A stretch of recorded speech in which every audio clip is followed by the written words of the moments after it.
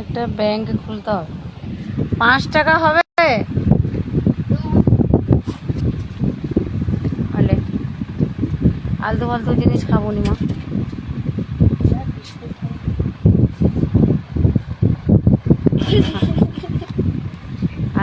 আমি ভাবলি যে 5 টাকা, আমার 5 টাকারই অকাত, আমি কী করবো? সে 1 টাকাটা দিন। ওয়েলকাম। নিচে যে 1 টাকাটা পড়েছে 5 টাকা দিলি তো? পাগল নাকি? হাই লাইভ চালিয়েছি, শুনিয়া লাইটে সবাই কি করবো? এটা দে আমাকে। আমি কটি যে লাইভ চালিয়েছি তো 6 টাকা 5 টাকা কিসের জন্য?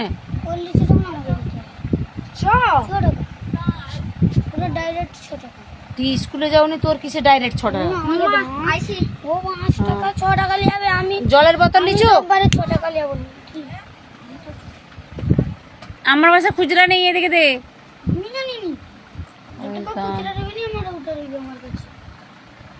আচ্ছা দে, আমি একটা জিনিস দিতে দে। এদিকে দিব তো আমাকে। আমি সব বাড়িতেই 5 টাকা নিই। পাগলের মতো সবসময় ব্যবহার করি। পাপাকে দেখো না, আজকে 6 টাকা দিয়েছি। পাপা কইছে সেগুলোকে লাইভ চালিয়েছে করি, বেশি কথা করে।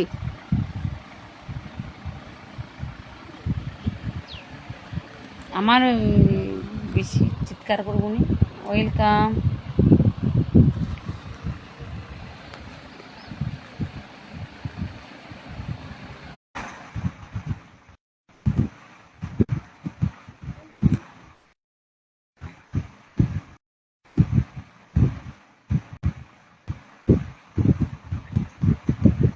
Very good morning. হ্যাঁ চাই, সত্যি আমি চাই বানাবো, এখন চাই বানিয়ে খাবো। হঠাৎ করে শরীরটা খারাপ হলো, তাই একটু শুয়ে পড়লাম, চান টান করে।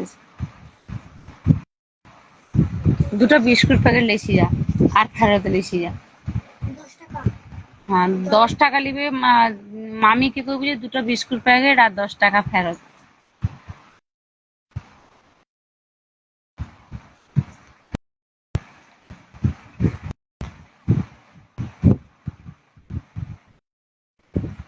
বলো কেমন আছো? উঠে বসার শক্তি নেই, শরীরটা খুবই দুর্বল, তাই শুয়ে শুয়ে লাইফ চালাচ্ছে।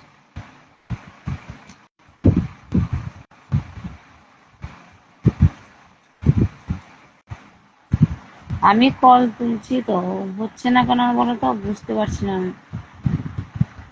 মানে কল তুললে একটা সবুজ হয়ে থাকে না, তো ওটাই আমি টাচ করছি তো। হ্যাঁ চায়ের সঙ্গে বিস্কুট, থ্যাংক ইউ। আরে কি করে কলটা তুলবো ওটা বলো, আমি তো লাইফে আসি না, কারোর কলে তুলি না, একটু বলবে? মানে আমি কল তুললাম, একটা সবুজ অ্যাপশন এলো, ওটাতে টাচ করলাম, দেখো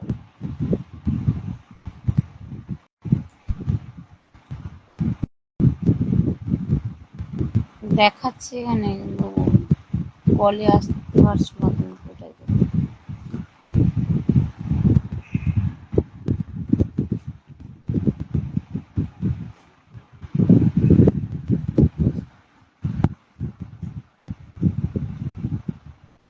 ওয়েলকাম।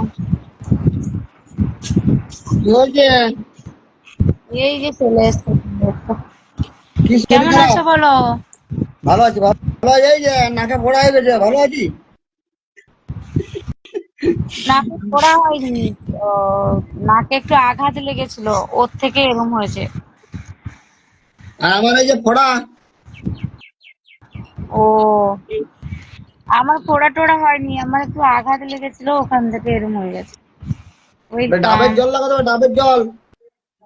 ডাবের জল লাগালে কি হবে? একটা ডাব কিনে আনবে, দিয়ে জলটা বের করে নেবেন, দিয়ে প্রত্যেকদিন 2-3 বার করে একটু করে লাগাবেন, ওই দাগটা চলে যাবে। ও, ডাবের জল লাগালে হয়, জানি না তো আমি। হ্যাঁ। বাপি মামুর দোকানে যা। ভাই কেমন আছো? একদম ভালো, একটু মুখটা দেখো, চিনতে পারলাম না। আমাকে চিনতে পারছো না? তোমার টিকিতে ছিলাম গ্রুপে। ও মাম্পি। হ্যাঁ হ্যাঁ হ্যাঁ। ভালো আছে তো? না একদমই না। ভালো আছি। বলছি যে কি হয়েছে? কিছু হয়েছে? তোমার স্যাড ভিডিও ছেড়েছো। আহ, আমার তো কিছু প্রায় 2-3 বছর ধরে হার্টের প্রবলেম ধরা পড়েছিল। তাই রিসেন্টলি একটু বেশি অসুস্থ হয়ে গেছিলাম, তো রিপোর্ট বড্ড খারাপ এসছে। হার্টের এসিসি করে হার্টের সমস্যা আছে? কলকাতায় ডক্টর হ্যাঁ, দেখিয়ে নাও। দেখেছি, ডাক্তার বলছে যে এখন আর ওয়েলকাম তুমি দাবাই। 2-5 মাস থাকো। ওয়েলকাম ভাই। 2-5 মাস ভালো দি- থাকো, এরপরে দাবাই লাইনে দিদিভাই কি হয়তো হচ্ছে? আমি কলে এসো, কলে এসো দিদিভাই কি হচ্ছে, দাবাই। তোমার কি প্রবলেম? ঘাড়ে ব্যথা? প্রবলেম আমি প্রবলেম আমি কথা বলতে বলতে হঠাৎ করে বুকে যন্ত্রণা বা ব্যথা হলে আমি গুড সঙ্গে সঙ্গে অজ্ঞান হয়ে যাই। মর্নিং। আমি কষ্ট হয়। Very good morning. দাবাই good morning. Good morning. Good morning. কেমন আছো?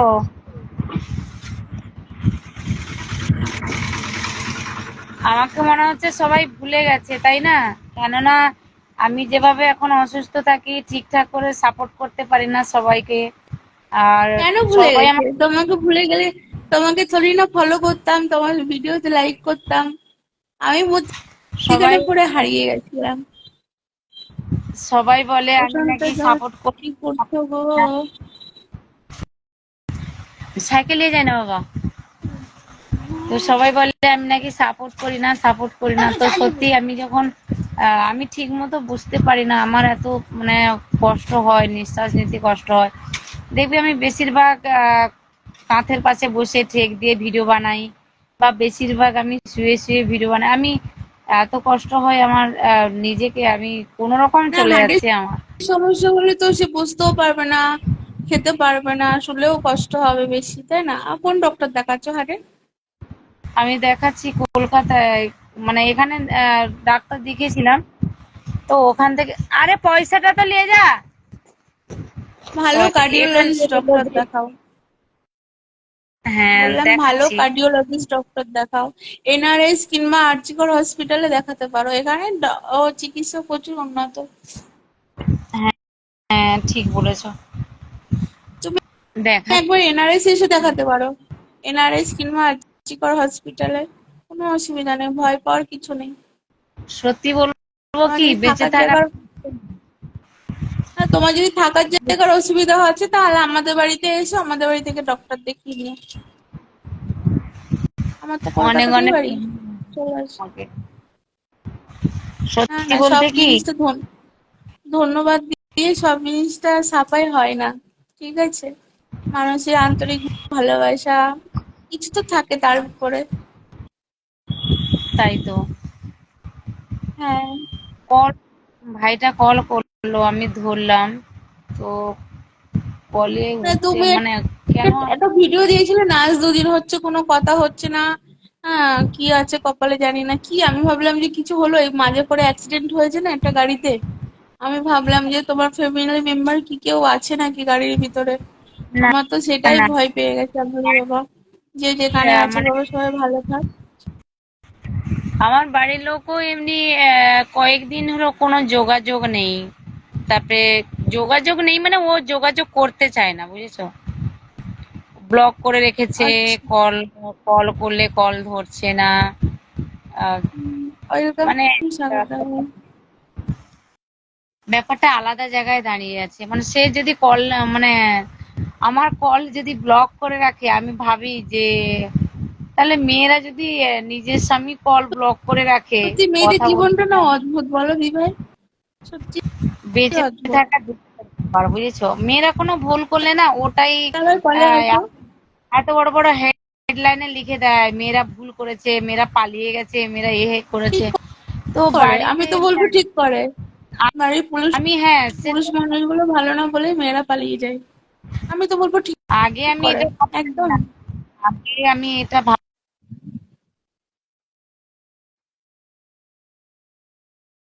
পালিয়ে যায়। তো বাড়ি থেকে স্বামীর পাশ থেকে যেই মানে স্বামীর পাশ থেকে মানুষ অনেক কিছু আশা করে, তো একটাও না যদি আশা পূরণ হয় তো মানুষ পালিয়ে যাবে না, কি করবে? কিন্তু আমি খুব ধৈর্যশীল মেয়ে, বুঝেছো? আহ আমার মতো ধৈর্য আমি জানি না কজন মেয়ের আছে। তো আমার বিয়ে হয়েছে 10-12 বছর, ঠিক আছে, কিন্তু আমি স্বামীর ঘরে থাকি না, আমি একা থাকি, ছেলে মেয়ে নিয়ে থাকি, বুঝলে দিদি ভাই? এই বেশ, আর কিছু লাগবে না। আর ওখানে আমাকে ওরা, বাচ্চাদের আমি দেখতে বাচ্চাদের খারাপ বলে তো, শোনো না, আমি বাচ- দেখতে খারাপ বলে আমার শাশুড়ি মানতে চায় না। দেখতে খারাপ দিয়ে কি হবে? সুন্দর জিনিস দিয়ে কি ধুয়ে ধুয়ে জল খাবে যদি তার ভিতরে গুণটা না থাকে? না, তাদের গুণ লাগবে না, তাদের সৌন্দর্যতা লাগবে, রূপসী তেজাস লাগবে, লাগবে। তাই তো? হ্যাঁ, মানে মেয়েটা হ্যান্ডসাম লাগে যেন।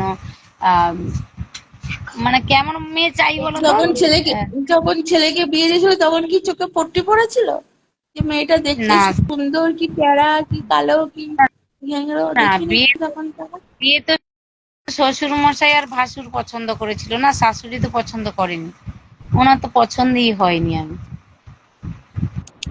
আচ্ছা। আমার ফেসবুকে এই আইডি, জানো দিদি ভাই, আমার ফেসবুকে আমি লিংক দিয়েছি আমার নিজের জীবনে অনেক কিছু, ব্লগগুলো আমি ওখানে করি। তো ব্লগগুলো আমার নিজের ব্যাপারে শুনবে, তোমার পা নিচ থেকে জমিন চলে যাবে, আশা করি তুমি শুনবে।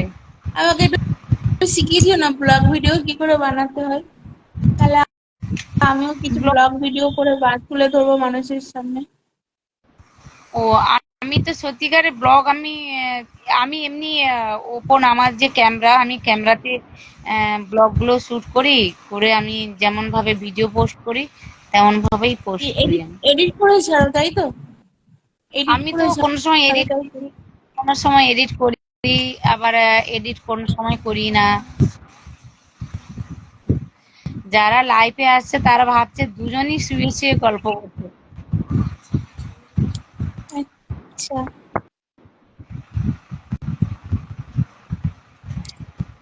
না ভাই, কলে আসো। দি ভাই, আমার এই দাদা ভাইটাকে কলে কলে নাও। হ্যাঁ, সাগরটা। আমি তো কলে নেওয়ার চেষ্টা করছি, কিন্তু উঠছে না, কি করব বলো তো?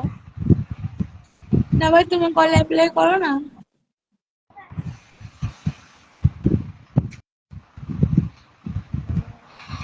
আমার তো সত্যিকারের দিদিভাই মানে এখানে এত বুকের এত ব্যথা মানে হচ্ছে না, আমি যে উঠে বসবো সেটাও কি কষ্ট, উঠে যে কি বলবো আর। ওয়েলকাম দিদিভাই। আমি কিন্তু কাউকেই দেখতে পাচ্ছি না, কে কে কেন বলো আছে। তো? কাউকে দেখতে, নেট স্লো আছে কি বুঝতে পারছি না। আমি তো শুয়ে আছি, দেখো, চান করে এসে আর উঠিনি, তাই শুয়ে শুয়ে লাইট, শুয়ে শুয়ে লাইট চালিয়েছি আমি। ঠিক আছে। একটু ওয়েলকাম দাদা ভাই। আমি 2টোর দিকে ফেসবুক লাইভ আসছি, জানো? আমি কয়েকদিন হলো ভিডিও ঠিকঠাক করতে পারি না তো, মানে ভিডিও পোস্ট করিনি, সেই জন্য আমার আইডিটা বসে গেছে, ফেসবুক আইডিটা। তো আমি ভাবলাম যে এখন ওয়াচ বাড়ানোর জন্য আমাকে দুপুরে 1 ঘন্টা করে লাইভে আসতে হবে, তাই দুপুরে আসি আমি। ওয়েলকাম দাদা ভাই, কেমন আছো? উত্তম দা ভাই, কেমন আছো? উত্তম দাদা ভাই অনেক অনেক পুরনো আমাদের ফ্রেন্ড, বলো। হ্যাঁ, আমি তো দীঘায় যখন গেছিলাম দাদা ভাইয়ের সঙ্গে দেখা হয়েছিল। হ্যাঁ, আমিও কেমন দেখা। আছো? ভালো আছি দাদা ভাই। তুমি কেমন আছো? কাকে বলছো? নাম আমি লিখে বলবে তো, কাকে দুজন তো বলছি? আছে। ও, কাকে বলছি? আমাকে উত্তম দা চলে ফলো করে যেও, আসবে। আর একটু সাপোর্ট করে যেও, ফলো ব্যাক দিয়ে দেবো আমি। আমি তো বেশি দিন বাঁচবো না, তোমাদের ফলো নিয়ে কি করব? বাজে কথা বলছো না তুমি? আমি বুঝতে পারছি তো, আমার আর দিন ঘনিয়ে আসছে। হ্যাঁ, কিছুই হয় না, এসব ফালতু কথা। তো তোমরা আমাকে ফলো করলে আমি ফলো ব্যাক রাখবো না গো, দিয়ে দেবো আমি। তাকে তাকে ফলো ব্যাক করি না জানো, সে যা ফলো ব্যাক করলে বারবার কল করবে, বারবার মেসেজ করবে, ওই জিনিসটা আমি পছন্দ করি না। আর আমার যারা চেনাশোনা ভালো সাপোর্টার, যারা আমাকে চেনে, আমাকে ফলো করলে সঙ্গে সঙ্গে ফলো ব্যাক দিয়ে দিই আমি। চলো, এক কাপ চাই বেনে খাওয়া যাক। চলো চাই খাও তাহলে। লাইভ বন্ধ করবো না আমি, লাইভ বন্ধ করতে মানে বলে, সবাই বলে নাকি জল বোতল ফ্রিজে রাখা হয়নি, তো জানো বাবা, ওয়েলকাম। রেখে দেবো। চলে আসো এই আমার বাড়িতে। Good good morning.